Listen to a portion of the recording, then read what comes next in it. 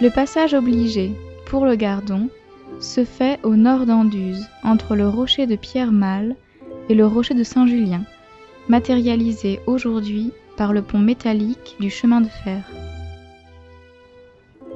Cette gorge étroite est appelée la porte des Cévennes. Ainsi, Anduze se love dans une cuvette cernée de montagnes et traversée par le Gardon. Au sud, le château de Tornac assure la sécurité d'Anduze et veille sur la plaine.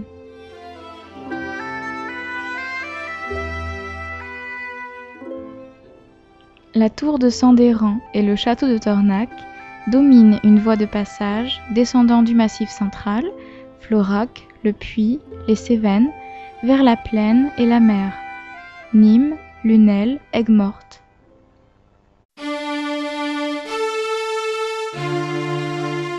La tour, implantée sur un mamelon, dominait le Gardon. Ce lieu était déjà occupé durant la préhistoire par la civilisation de Ferrières. Cette tour avait plusieurs usages, d'abord militaires, surveillance, défense, mais aussi pour l'octroi, c'est-à-dire les droits de passage et la communication. Elle participait à un réseau transmettant des signaux venant de la mer et allant vers le massif central. On comptait 35 points composant le réseau autour de Tornac. Les messages passaient par les tours de Boucoiran, Vézénobre, Tornac, pour atteindre Portes, Bar, Florac et bien au-delà. Les signaux de jour se faisaient sous forme de fumée et la nuit par des feux. En -120 avant Jésus-Christ, les Romains transforment les chemins de l'époque gauloise, appelés Volques Gabales, en voies empierrées et contrôlées. Sous cette tour, la circulation se développe parallèlement à l'économie régionale textile, d'où la laine, les moutons, la transhumance. Ces voies se développeront et seront toujours placées sous la surveillance de la tour.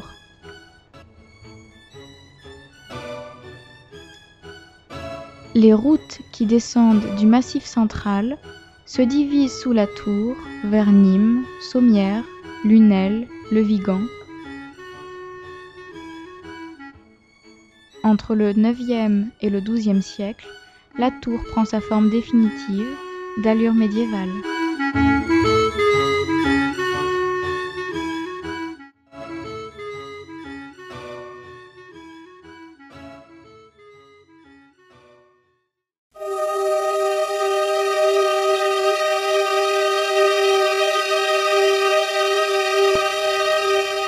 Vers le IXe siècle, tout proche de la tour, le monastère de Saint-Étienne, avec le soutien de Charlemagne, prend une grande autorité économique et religieuse sur la région.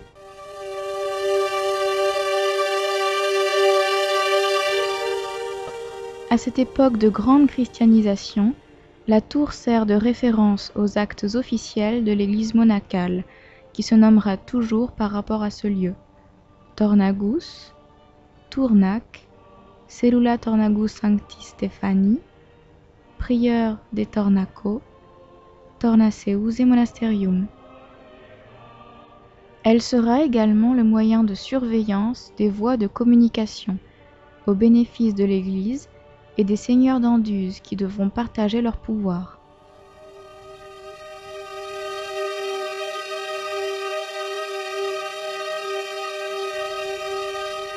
Notre commune de Tornac doit son nom à la présence de cette tour. Tour signifiant la tour et Ac, le lieu. Tournac devenant Tornac, le lieu de la tour.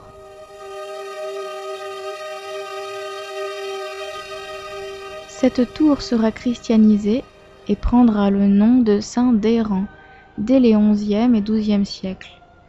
Errant de air, signifiant lieu rocailleux et venté, mais également lieu clos dans lequel on parquait les moutons.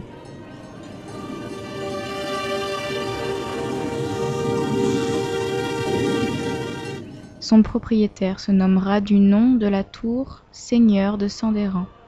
Cette famille existera à Tornac jusqu'au XVe siècle.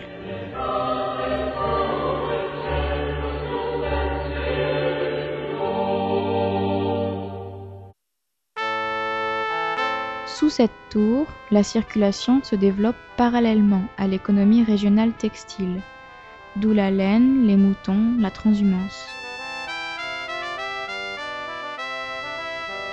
Quant au quartier du Trial, sous la tour, il était un lieu de regroupement des troupeaux montant en alpage, court en juin et au retour de l'estive en octobre. Cette activité impliquait bien évidemment une fiscalité.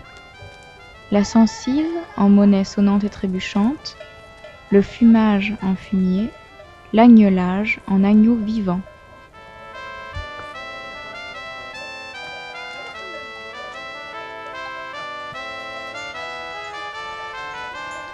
Mais la soie est également une source de revenus pour la région.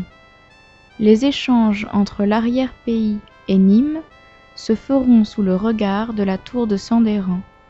Ces activités existeront encore au XIXe siècle.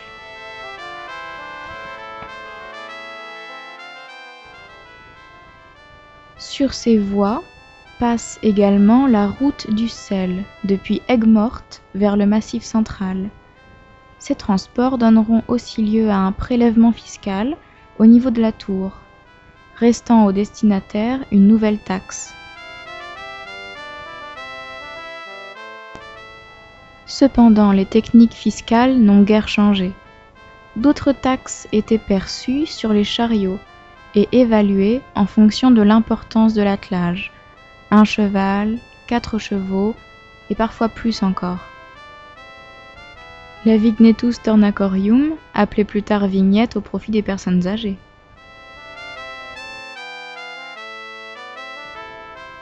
Mais passait également sous la tour un chemin suivi par les pèlerins en direction de Saint-Jacques-de-Compostelle. Le monastère assurait, à ce niveau, une grande autorité religieuse et fiscale.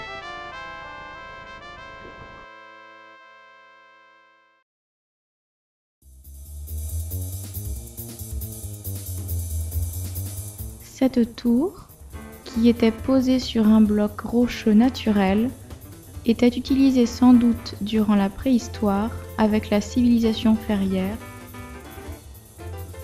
La roche, d'une hauteur actuelle d'1 mètre, taillée par l'homme peut-être durant l'Antiquité, supporte la tour.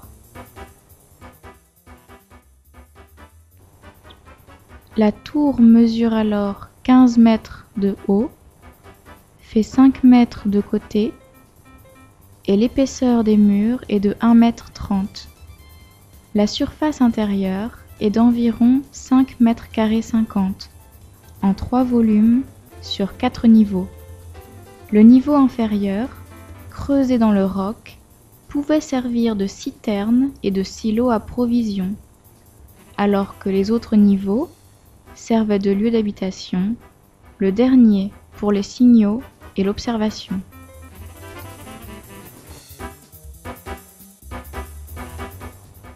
Par ses proportions intérieures, cette tour était prévue pour un refuge éventuel d'une garnison restreinte pendant quelques jours. La base de la porte d'accès, de 1,80 m de longueur sur 70 cm de largeur, se trouve à 2 mètres de hauteur dans un souci de défense. On trouve d'autres tours construites à la même époque et présentant les mêmes caractéristiques architecturales, la tour de Boucoiran ou la tour de la gare de Guérin. En 1261, durant le premier jour des calendes de décembre, Dame Sibylle de Monturcy dicte au pied de la tour son testament, ce qui laisse à supposer la présence de constructions qui s'appuyaient à cette tour. Plus tard, en 1352, Bernard de Sandéran succédera à Pierre de Sandéran, dont la famille subsistait encore à la fin du XVe siècle.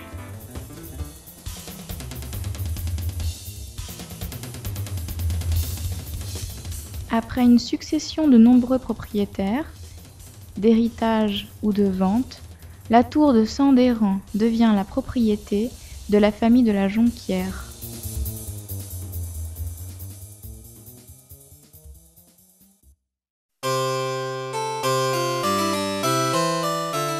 La terre de Tornac était en paréage depuis des temps très anciens, remontant aux guerres des Albigeois entre le roi et le prieur du monastère. En 1540, Bernard de la Jonquière acquiert les droits afférents à la tour et s'intitule Seigneur de Tornac. Il jette son dévolu sur la vieille tour de Sandéran et construit son château entre 1549 et 1566, soit pendant 17 ans.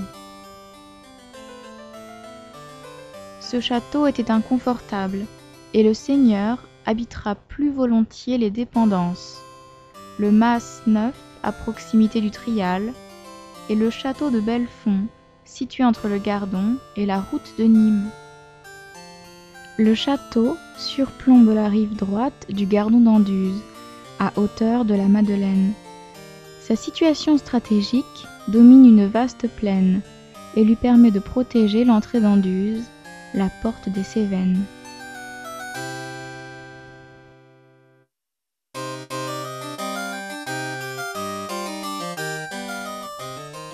Ce château se compose, sur son côté sud dominant la plaine, d'un bâtiment à usage de logis.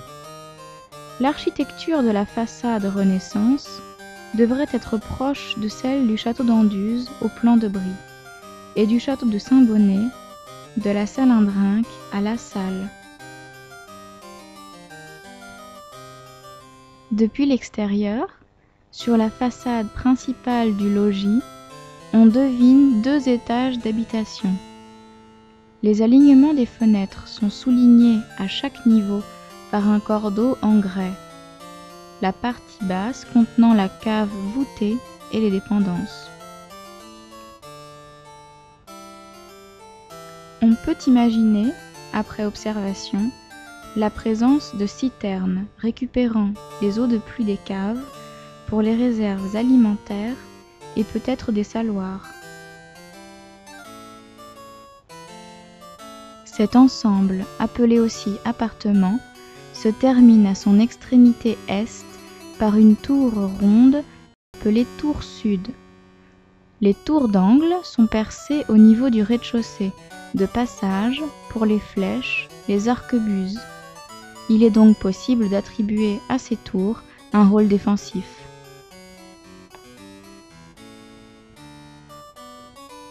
Côté est, la chapelle surplombe le Gardon. Elle est suivie de plusieurs corps de bâtiments. Au cœur du château s'élève la tour de Sandéran, le donjon. À l'ouest, l'entrée principale du château est protégée par un dispositif de défense. Une tour carrée, aujourd'hui en mauvais état, surplombe le chemin venant de Vérac, ancienne route entre Anduze et la Plaine.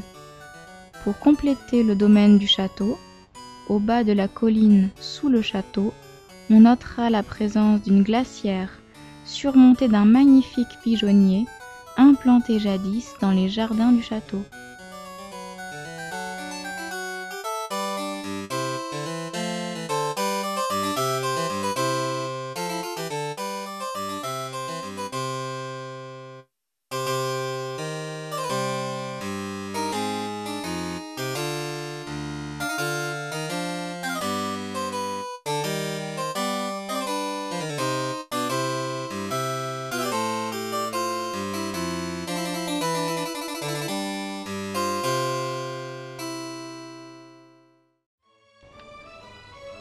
Au XVIIe siècle, le nouveau propriétaire, Henri de la Fare, seigneur de Cassagnole, entreprend avec son épouse Madeleine de Pelois l'amélioration du château de Sandéran et crée un somptueux jardin à l'italienne qui fera l'admiration de toute la province.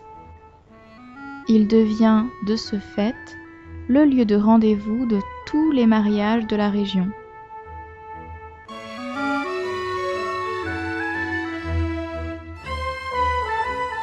En 1750, le commissaire royal de Louis XV, Paulny d'Argenson, en tournée d'inspection en Bas-Languedoc, apprécie le site de Tornac et la splendeur du jardin. Il rapporte au roi que ce jardin qui mesure un quart de lieue et qui pouvait contenir plus de 100 000 personnes était bien autrement beau que celui des Tuileries et de tous autres genres.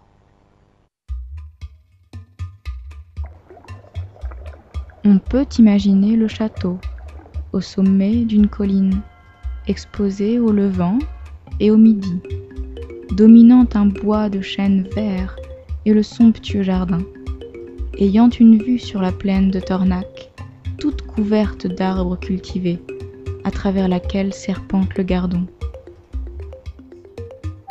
Ce jardin, composé d'allées toutes bordées de buis taillés, de lauriers roses, descendait par une pente douce sur un terrain orné des deux côtés de parterres de fleurs flamboyantes au printemps. Il se trouvait arrosé, lorsque les eaux jouaient, par plus de 30 petits jets d'eau dont chacun formait un petit nuage blanc ou brouillard au-dessus de ces arbustes et de ces fleurs qui, frappés en même temps par les rayons du soleil, en recevaient le plus bel éclat, la fraîcheur et la vie. Les pièces d'eau, semblables au bassin des Tuileries, ornées de distance en distance de groupes de statues représentant divers sujets de l'histoire ou des fables, formaient une galerie où l'art et la nature offraient aux yeux le spectacle le plus ravissant qu'on puisse concevoir. Malheureusement, les coûts d'entretien des jardins étant jugés trop élevés, le comte de Montbrisson, le nouveau propriétaire, ordonna la destruction pure et simple du jardin dans les années 1750, un peu avant la Révolution.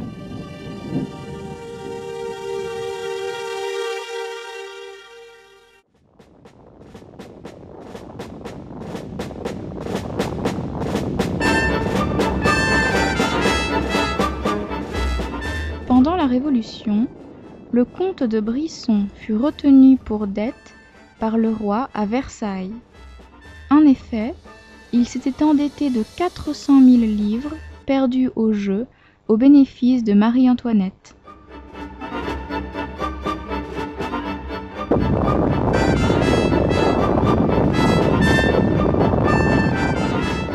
Le château sera incendié par les gens du pays, considérant le propriétaire comme immigré.